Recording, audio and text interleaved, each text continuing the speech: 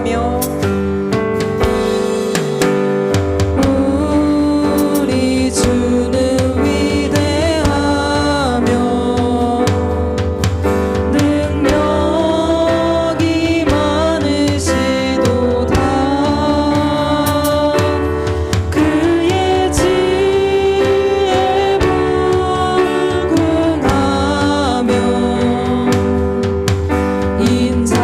인자는 영원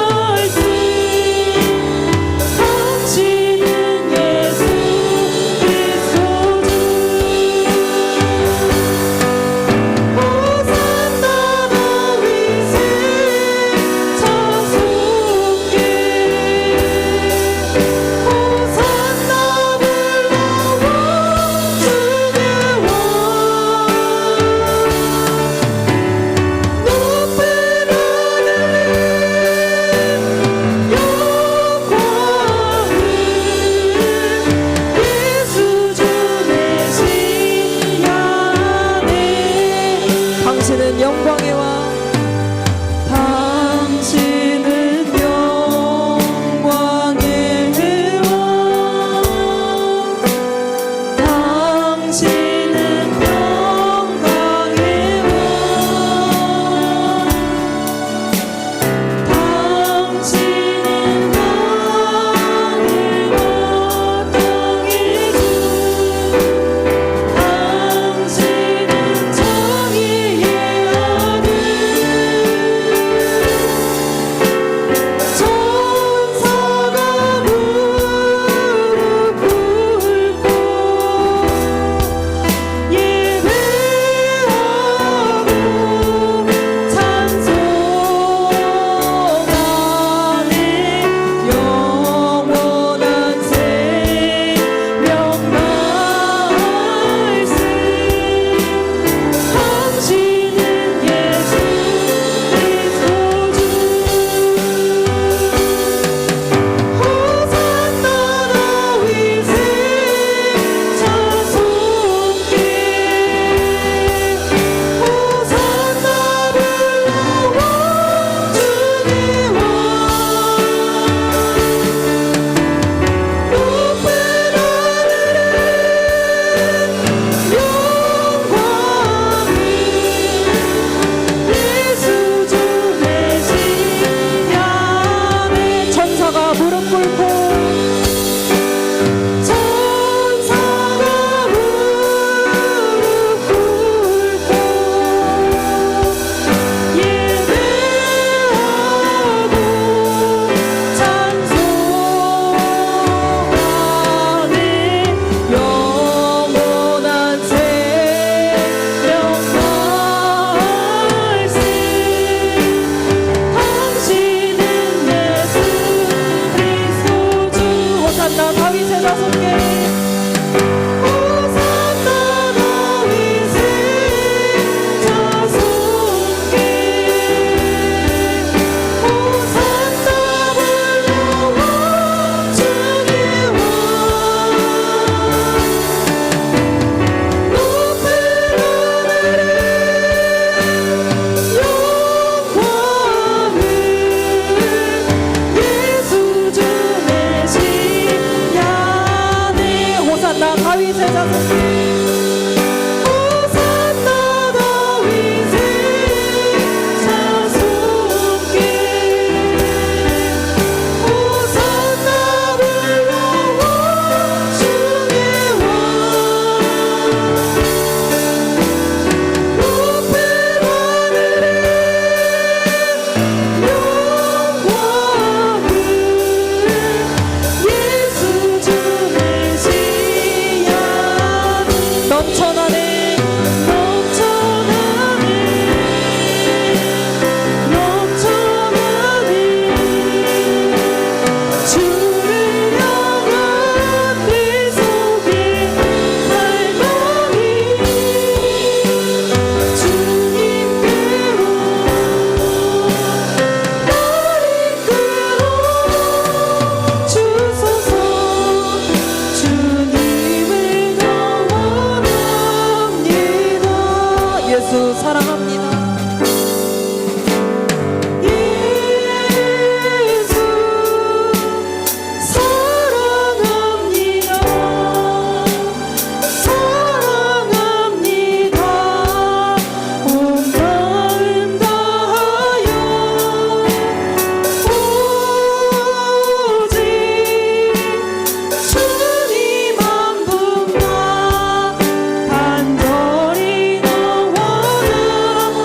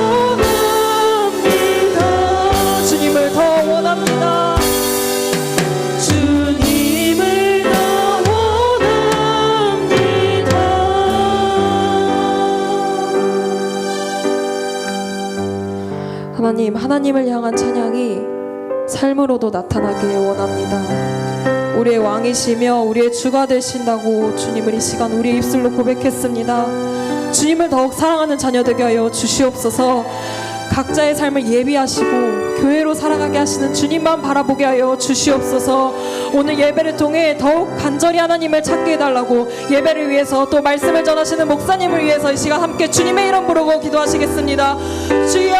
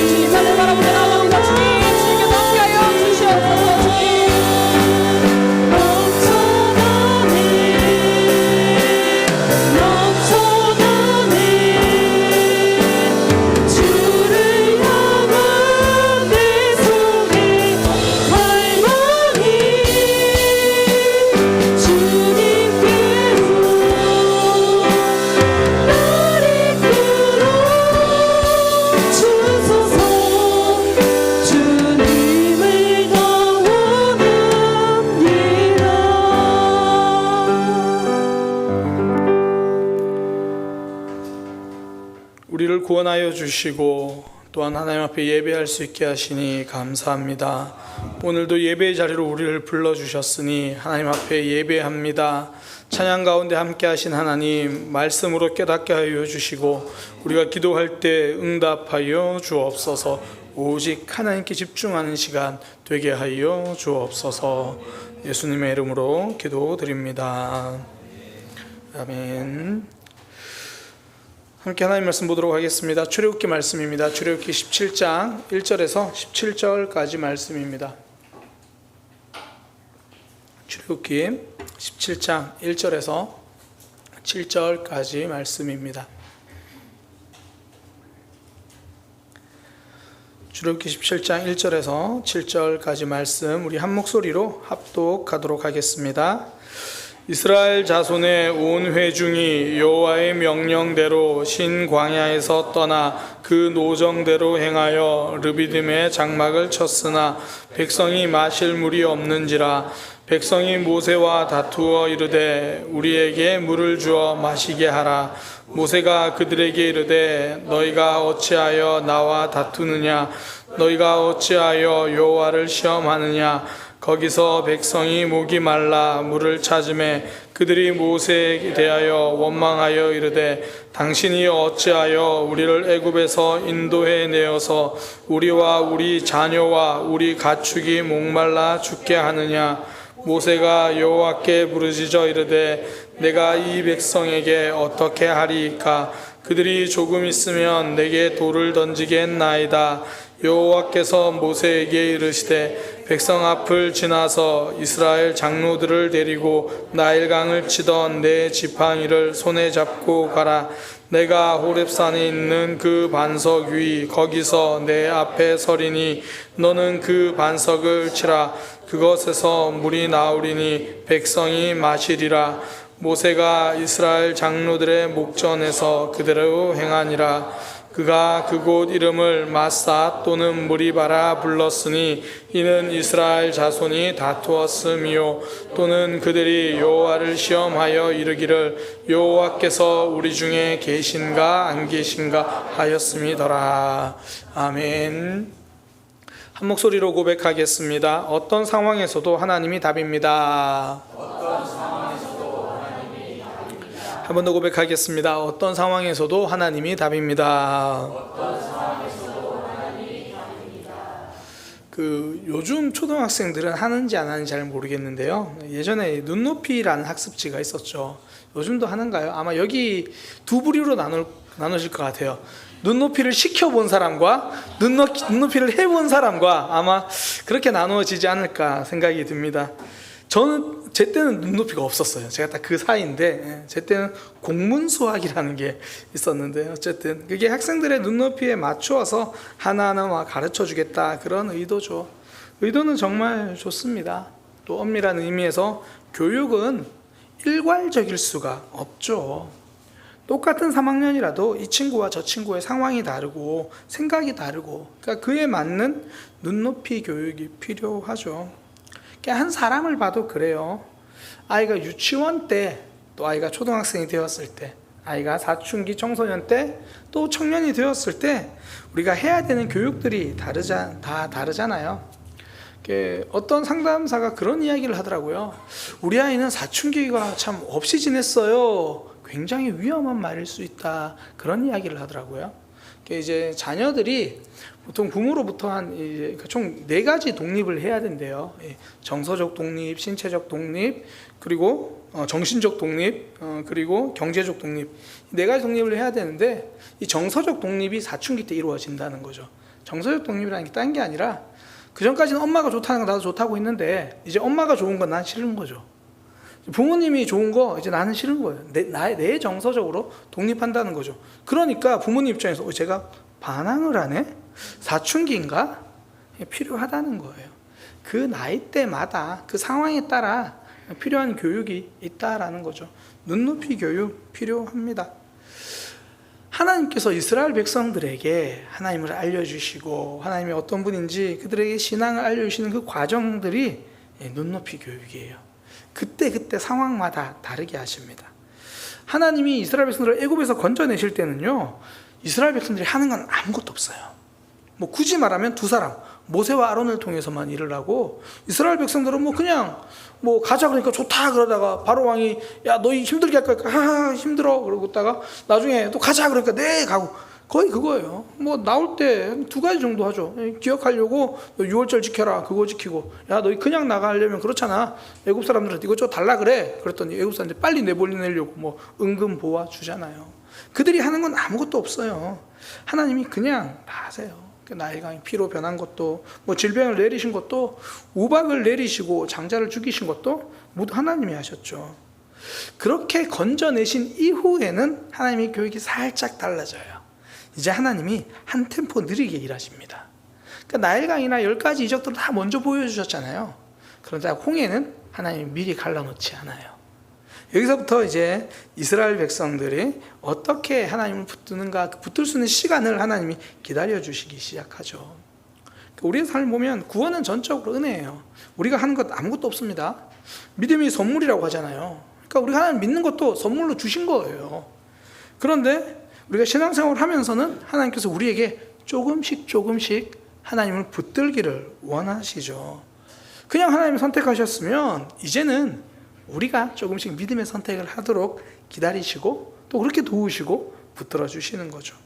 하나씩 눈높이 교육들을 해 가십니다. 이걸 좀 잘 보여주는 사건이 이제 광야에 들어가서 이제 겪는 마라의 쓴물 사건이잖아요. 마라의 쓴물은 항상 엘림과 같이 살펴봐야 됩니다. 그러니까 광야에 들어가서 마실 물이 없다고 원망을 해요. 그런데 그 옆으로 조금만 가면 이 물샘 12과 종려나무 70주, 엘림, 물 많은 곳이 있다라는 말이죠. 그러니까 하나님의 목적은 거기서 물을 주시려는 게 아니라 하나님을 알려주시려는 게 목적이라는 거죠. 하나하나 이제 눈높이 교육을 해 가십니다. 그 상황을 통해서 하나하나 알려주세요. 또 지난주에는 이제 지난주까지 만나를 좀 살펴봤잖아요. 먹는 거 하나를 통해서도 진짜 많은 걸 알려주시죠. 뭐 공급하신 하나님, 안식일을 구별하는 것도 또 만나를 잘 간수하라고 하면서 지속적으로 하나님을 붙들 수 있도록 해주시고, 하나님 먹는 거 하나 가지고도 진짜 참 다양하게 훈련을 시키세요. 근데 이건 우리 삶도 그런 것 같습니다. 한 가지를 통해서 우리를 여러 가지로 훈련시키세요. 뭐 때로는 돈 하나를 가지고 진짜 여러 모양으로 우리를 훈련시킬 때도 있고요. 주로 부모님들은 가장 많은 경우 있잖아요. 딱 자녀, 이 한 놈 때문에 진짜 나를 여러 모양으로 신앙의 연단을 시키기도 하고요. 뭐 때로는 관계 하나를 통해서 하나님은 여러 상황으로 우리에게 또 믿음의 또 일들을 해 가시죠. 뭐 관계 때문에 기도하게 하시고, 관계 때문에 사랑하게 하시고, 뭐 여러 가지 일을 하십니다. 이제 그렇게 만나를 통해서 하나님 알려주시고, 오늘은 다시 물이에요. 이게 이제 르비딤에서 물이 없는 사건인데, 그 이스라엘 백성은 참 물이라는 게 독특한 위치에 있는 것 같아요. 애굽에서 그 출애굽의 시작의 첫 번째 이적이 나일강이 피로 변하는 거잖아요. 그러니까 물로 시작을 해요. 그리고 나오자마자, 애굽에서 나오자마자 그들이 만나는 어려움이 물이에요. 홍해를 건너거든요. 그리고 딱 건너고 광야로 들어가니까 첫 번째가 앞서 이야기한 그 마라의 쓴물, 또 물, 그런 사건들. 그리고 우리가 뭐 11개 상을 통해 살펴봤지만 가나안 땅에서도 바알을 섬기는 것도 결국 비와 구름의 신이기 때문이거든요. 그 물. 그러니까 그리고 하나님께서 이스라엘 백성들에게 복을 주시겠다고 말씀하시면서도 그 복을 가장 대표적으로 설명하시는 게 물이에요. 신명기 11장 13절에서 14절 보면 이렇게 말씀하십니다. 내가 오늘 너희에게 명하는 내 명령을 너희가 만일 청종하고 너희 하나님 여호와를 사랑하여 마음을 다하고 뜻을 다하고 섬기면, 하나님을 잘 섬기면 딱 첫 번째 말하시는 게 비를 내려주겠다, 그렇게 이야기를 해요. 너희 땅에 이른 비와 늦은 비를 적당한 때에 내리시겠다. 이스라엘 백성들은 물을 통해 하나님을 알아가고 하나님을 배워갑니다. 그게 이제 그 상황에서 물이 굉장히 중요하기 때문이거든요. 물이 핵심이니까 그걸 통해 계속 가르치시는 거예요. 뭐 오늘날로 말하면 자본주의 시대는 물질이겠죠. 뭐 그거 하나를 통해서. 또 이제 뭐 요즘엔 주로 상담 이야기 많이 하잖아요. 관계, 내 마음, 그걸 통해서 하나님께서 계속 여러 가지 또 일을 하시겠죠. 오늘 본문에서도 이 르비딤에서 물이 없어서 하나님은 그 이스라엘 백성들이 모세를 원망하고, 또 하나님은 물이 나오게 하셔서 그곳 이름을 이제 무리바라, 뭐 그렇게 말을 합니다. 뭐 더 정확히 말하면 이제 물이 나오게 하시고 마사라고 부르기도 하고 무리바라고 말하기도 하고. 그럼 하나님은 이번 이 르비딤의 사건을 통해서는 이스라엘 백성들에게 무엇을 교육하기를 원하실까? 계속 눈높이 교육을 해오시잖아요. 하나님은 이 르비딤 사건을 통해서 이스라엘 백성들이 무엇을 깨닫기를 원하실까? 좀 한 가지를 나누려고 하는데요. 하나님이 그들에게, 또 모세에게 알려주시고자 하는 바는 모든 상황 속에서 하나님이 답이다, 이걸 알려주시려고 하는 거예요. 삶에 다양한 문제가 찾아오고 다양한 일들이 있잖아요. 그런데 문제는 다양해도 답은 하나님 한 분이시다, 그거 말하려고 하는 겁니다. 어떤 상황에서도 하나님이 답이다. 먼저 본문 사건을 그냥 하나하나 살펴보고요, 좀 그 얘기를 하겠습니다. 먼저 출애굽기 17장 1절입니다. 보면 이스라엘 자손들이 이제 여호와의 명령대로 신광야를 떠나 르비딤의 장막을 쳤는데 마실 물이 없어요. 여호와의 명령대로 갔는데, 하나님의 명령을 따라 가는데 마실 물이 없는 것. 제가 이건 여러 번 말씀드렸던 기억이 있습니다. 하나님의 일하심이 꼭 눈에 보이는 삶의 형통으로 이어지지는 않는다라는 거예요. 그러니까 하나님을 따라갔는데 마실 물이 떨어지기도 한다라는 겁니다. 내가 말씀에 순종해서 갔는데 어려움이 찾아올 수 있는 거예요. 그러면 어려움이 찾아왔다, 내가 하나님의 말씀을 잘못 들었나? 이렇게 볼 문제가 아니라는 거예요. 우리가 주일에 이 엘리야 말씀을 좀 살펴보고 있잖아요. 거기서도 하나님이 엘리야에게 가라고 해서 갔는데 그곳이 그릿 시내가예요. 물이 별로 없는 곳. 왜 그곳으로 인도하십니까? 마실 물은 없어도 하나님은 계시기 때문이죠. 그래서 엘리야에게 까마귀를 통해서 떡과 고기를 먹이시잖아요. 이스라엘 백성도 동일합니다. 하나님 말씀대로 갔는데 그 르비딤에 물이 없어요. 그래서 결국 거기서 물을 내시는 하나님을 경험하죠. 우리의 삶에도요, 말씀으로 아멘하고 갔는데 현실은 어려울 수 있어요. 그럴 때 있잖아요. 진짜 오래도록 계속 좀 관계가 힘든 사람에게 사랑하라는 말씀에 아멘 하고 갔어요. 가가지고 미설아, 사실은 내가 넌 정말 미안해. 그랬더니 미설이가 마음이 바뀌어서 목사님, 그러면서 막 서로 막 껴안고 기도하고 막 회복되고 이러면 좋겠는데, 미설아, 사실은 미안해. 목사님 뭔데 저한테 그러세요? 이럴 수 있다는 거예요. 아멘하고 갔는데 그 사람은 여전히 사납게 반응할 수 있어요. 왜 그렇습니까? 사랑하라는 말씀 내게 주신 말씀이지 저 사람 변화시켜 주겠다는 약속이 아니에요. 하나님은 나에게 관심이 있습니다. 내가 사랑하는 사람이 되는 것에 관심이 있죠. 우리는 내가 사랑해서 미설이를 변화시켜야지 여기 관심이 있잖아요. 그것이 아니라 그건 하나님 때 하나님이 하실 거고요. 우리가 말씀대로 가도 우리가 원하는 형통은 아닐 수 있습니다. 그러나 하나님은 그렇게 우리를 인도하시면서 우리가 하나님을 알아가게 하시는 거죠. 아니나 다를까 이스라엘 백성들 그렇게 르비딤 가서 물이 없으니까 바로 모세를 원망해요. 17장 2절에 보면 백성이 모세와 다투어 이르되 우리에게 물을 주어 마시게 하라. 이게 단순히 원망의 수준을 좀 넘어선 것 같아요. 모세와 다투었다 그러잖아요. 나중에 뒤에 보면 모세가 하나님 이러다가 백성들이 저에게 돌 던지겠는데요, 이렇게 말할 정도로 좀 이번에는 반이 좀 격렬했던 것 같아요.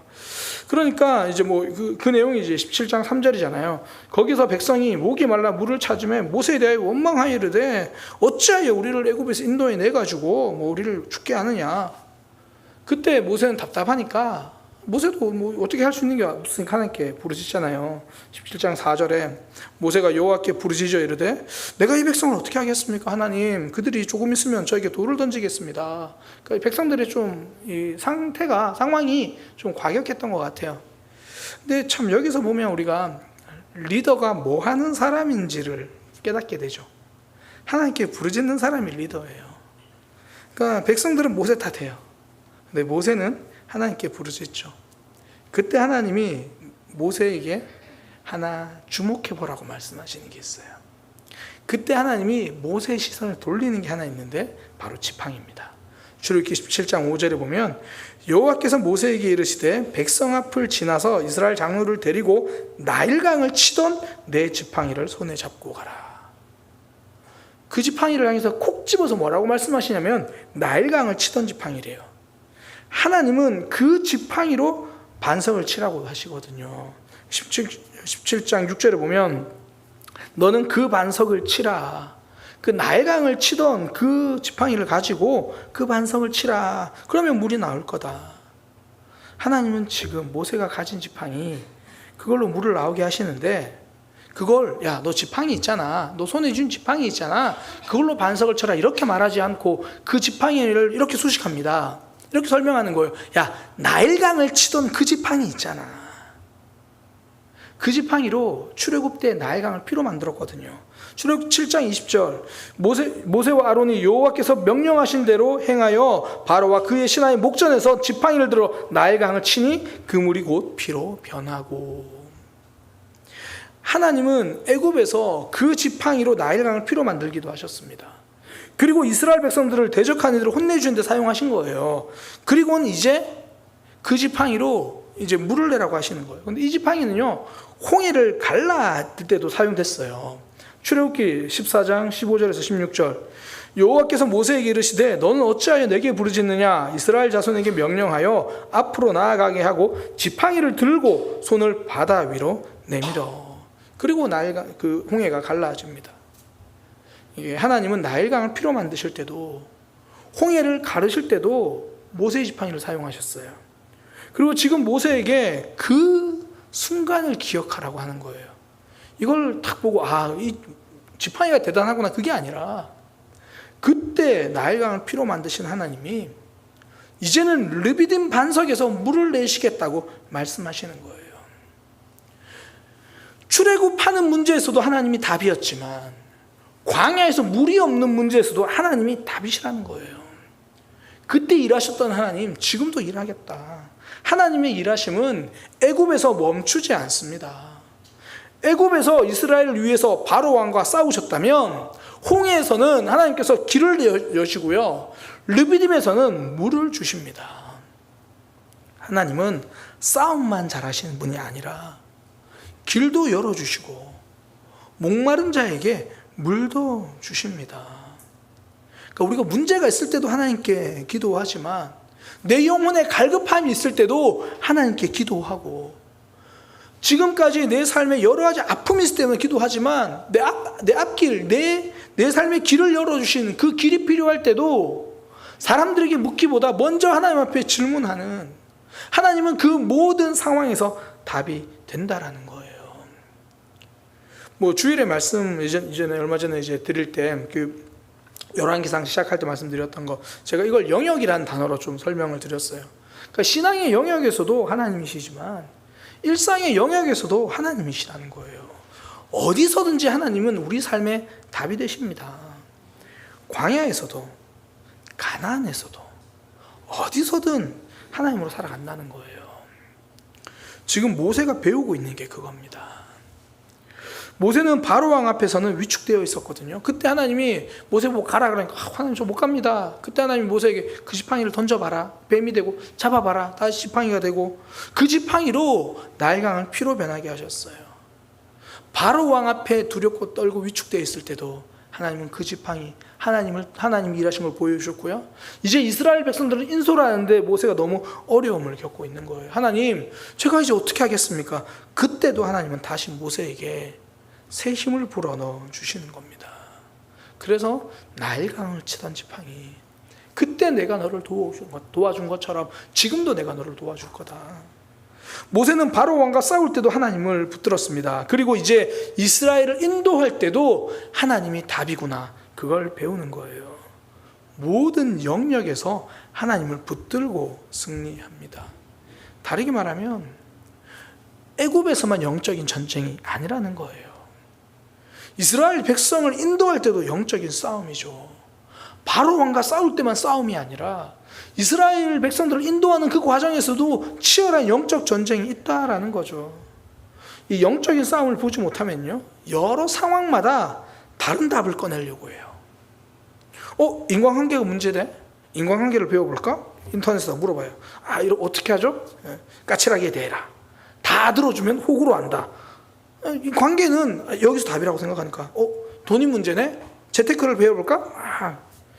때로는 더 많은 혜택을 누리기 위해서 서로를 속이기도 해야 되는구나. 남들이 다 자기 권리 찾겠다고 하는데 나만 정직하려고 하다가 손해만 보는구나. 그 영역은 다른 데서 답을 찾으려고 하니까. 그런 영역은 영적인 전투의 영역이 아니라고 생각해요. 그렇지 않습니다.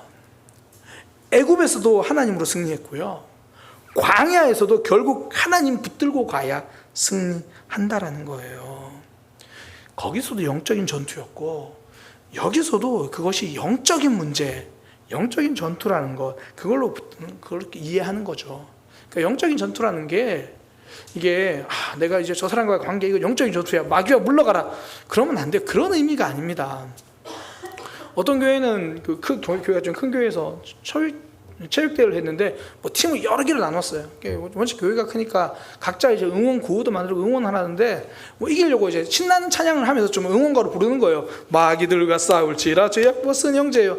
옆에 있는 성도가 마귀라는 것도 아니고, 그러니까 영적인 싸움을 한다는 게 그 사람과 싸운다는 게 아니고요. 우리 좀 적용적인 의미로 보면 내 안에서 내면의 영적인 치열한 싸움을 한다라는 겁니다. 다른 사람과 싸우는 게 아니라. 성도에게 가장 치열한 전쟁터는요, 가정이 아니라 바로 내면이어야 합니다. 여기서도 결국 하나님이 답이거든요. 이 정답을, 내면 치열한 전투 끝에 결국 하나님이라는 정답을 꺼내서 가지고 나오는 거예요. 내 감정이냐 말씀이냐? 말씀이구나. 내 욕심이냐 하나님의 마음이냐? 하나님의 마음이구나. 이익이냐 거룩이냐? 거룩이구나. 하나하나 그 속에서 씨름하고 몸부림쳐서 결국 그 모든 상황 속에서, 그래, 하나님이야, 이 답을 고백하는 것, 이게 성도의 삶이고 이것이 영적인 전투예요. 지금 돈이 없는데요? 이건 상황이죠. 그럼 이걸 영적인 전투의 영역으로 볼 수 있어야 한다는 겁니다. 그래, 돈이 없는 것이 문제네. 그러면 나는 여기서 어떻게 영적인 전쟁을 승리로 이어갈 건가? 아르바이트를 해야겠다. 이건 문제가 안 돼요. 근데 여행을 가야 하는데 돈이 부족하네? 아르바이트를 해야 되는데 시간이 없네. 나에게는 언제나 뺄 수 있는 일주일에 한 번씩 돌아오는 그 빨간 날이 있지. 주일에 아르바이트를 해야겠다. 이건 영적인 전투의 영역으로 보지 못한 거죠. 그 문제를 영적인 전투의 영역으로 보고 내가 여기서 영적으로 승리해야겠다. 이걸 영적인 전투로 가지고 가면 결국 하나님으로 승리하게 돼요. 믿음의 결정을 내리고요. 하나님을 답으로 생각하고 붙들고 일어납니다. 뭐 관계의 문제도 그렇고 가족과의 문제도 그렇고 문제가 있으면 기도하자. 이거 기도가 답이야. 이런 의미가 아니라 하나님이 답이라는 건 결국 그 속에서 내가 영적으로 치열한 내면의 전투 속에서 내가 하나님을 답으로 가지고 나온다라는 거예요. 하나님이 우리 가족의 문제 속에서 내가 영적으로 승리해야 할 영역은 무엇인가? 하나님이 내게 원하시는 영적 전투는 무엇인가? 모든 상황 속에 찾아오는 도전과 문제와 아픔을 영적인 도전으로, 영적인 전쟁으로 그것으로 볼 수 있어야 한다는 거죠. 그때 어떤 상황이든지 하나님이 원하시는 답이 무엇인지를 발견하게 되고요. 하나님으로 그 문제를 풀어가게 됩니다. 그래서 하나님은 우리에게 모든 것을 기도하라고 말씀하신 이유가 여기 있는 거예요. 그 문제를 영적인 문제로 가지고 가서 내면의 치열한 전투 끝에 하나님으로 승리하라. 우리 안에 계신 성령 하나님이 도우시잖아요. 말 못할 탄식으로 우리를 위해서 우시면서 우리에게 승리를 주시잖아요. 그래서 빌립보서 4장 6절과 7절 아무것도 염려하지 말고 다만 모든 일에 교회와 관련된 일에 말고 예배 드리는 일 말고 모든 일에 기도와 간구로 너희 구할 것을 감사함으로 하나님께 아뢰라. 다른 문제는 이 사람 찾아가고 이런 문제는 저 사람 찾아가고 그게 아니라 하나님께 아뢰라. 그리하면 모든 지각이 뛰어난 하나님의 평강이 그리스도 예수 안에서 너희의 마음과 생각을 지키시리라. 결국 말씀하시는 것도 약속하시는 것도 먼저는 환경의 변화 이전에 생각과 마음이라는 거잖아요. 내면은 이 영적인 전쟁 하나님이 승리하게 해주시겠다고 말씀하십니다. 우리가 교회에서 정말 많이 듣는 이야기 중에 하나가 말씀이 답이다라는 이야기 듣잖아요. 왜 말씀이 답입니까? 하나님, 제가 이번에 이런 사업을 하려고 하는데 어떻게 해야 됩니까? 쫙 폈더니 이제 하나님께서 아브라함과 롯이 갈라서는 문제, 내가 지금 이 옆에 있는 사람과 같이 일하지 말아야겠다. 그런 문제에 답을 주신다는 게 아니라 왜 말씀이 답이 됩니까? 그걸 영적인 전쟁으로 보고 거기서 답을 찾게 만드는 거예요. 하나님, 왜 미설이는 저를 자꾸 미워할까요? 말씀을 묵상하니까 하나님이 내가 너에게 준 은혜가 크잖아. 그걸 깨달으니까 하나님, 미설이에게도 하나님의 은혜가 필요하군요. 미설이의 삶 가운데도 이 관계 속에서도 일하시는 하나님이 일하심이 있군요. 그렇게 말씀을 통해 내게 말씀하시는 음성을 들으니까 나도 모르게 미설이를 훨씬 더 사랑하게 되고 미설이를 가까워서 이야기하는 거야. 미설이를 사랑합니다. 긍휼한 마음을 품게 되고 내게 말씀하신 하나님으로 내 안에 영적인 싸움에서 승리하게 되니까 밖의 문제는 그 다음부터예요. 그 다음부터 풀리는 거예요. 원래 전쟁을 할 때도요, 내부부터 단속을 하는 겁니다. 내면의 영적인 치열한 싸움에서 거기서 하나님으로 승리하고 나오는 거예요. 이스라엘 백성들은 모세와 싸우려고 했어요. 모세와 다투고 하나님, 저 사람들이 저에게 돌 던질 것 같습니다. 그 정도로 격렬하게 모세에게 반응하는데 하나님은 모세에게 하시는 말씀, 그들과 싸우지 말고 애굽에서 승리하신 하나님을 보라. 너희 그 지팡이 나일강을 피로 만들던 거야. 그때 영적인 전투, 나일강에서 그 영적인 전투, 지금도 영적인 전투라는 거예요. 그러니 결국 그때 승리해 주셨던 하나님, 여기서도 승리를 주시는 거죠. 하나님이 왜 모든 상황에 답이 되십니까? 하나님은 어디에도 계시기 때문입니다. 애굽에만 계시는 분이 아니라 어디에도 계시고요, 늘 함께 하시는 거예요.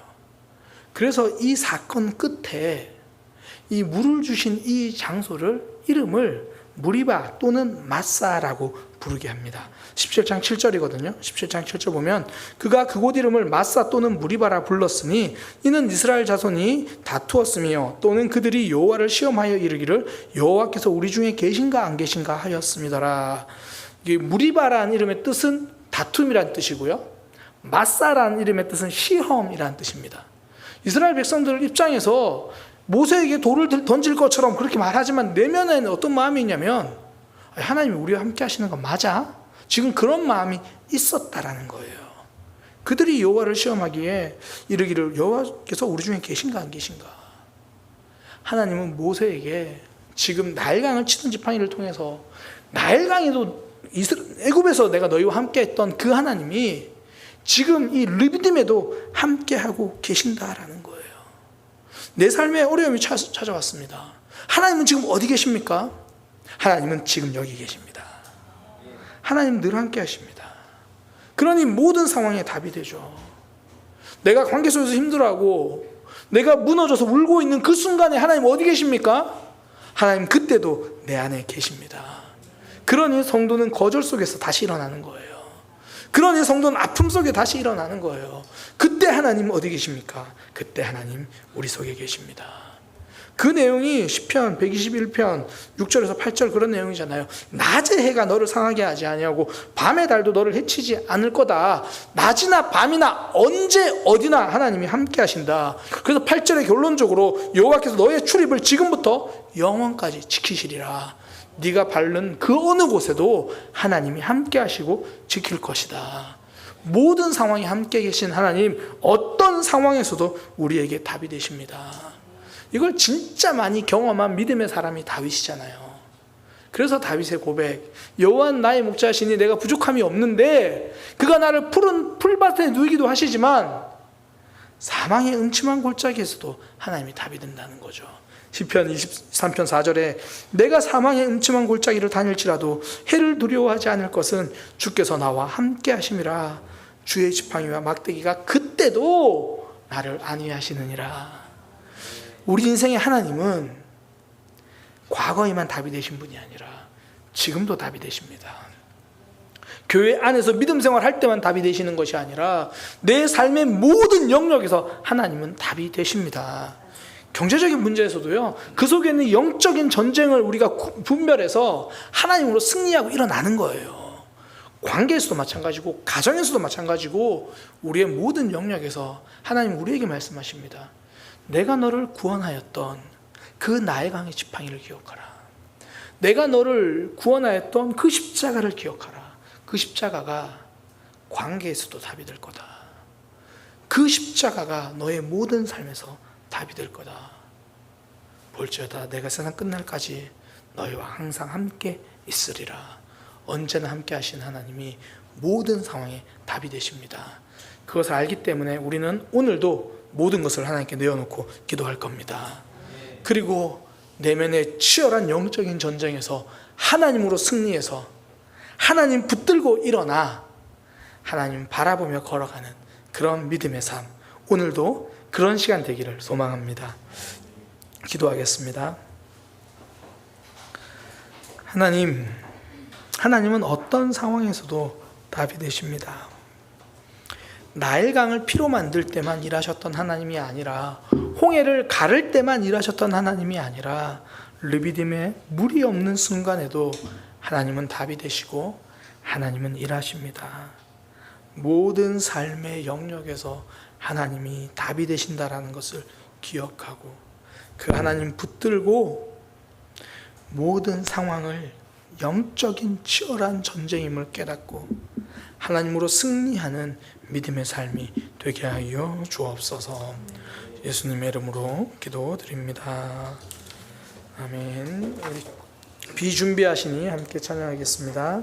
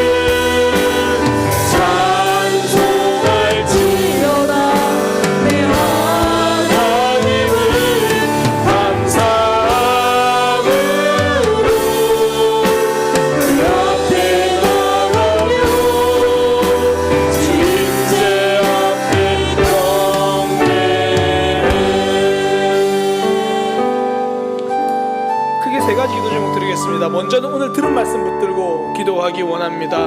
하나님, 오늘 말씀처럼 모든 상황에 하나님으로 승리하는 삶 되게 하여 주옵소서. 그리고 또 하나는 우리 사랑하는 교회 지체들을 위해서 기도하기 원합니다. 우리 지체들의 삶에 여러 모양들 있잖아요.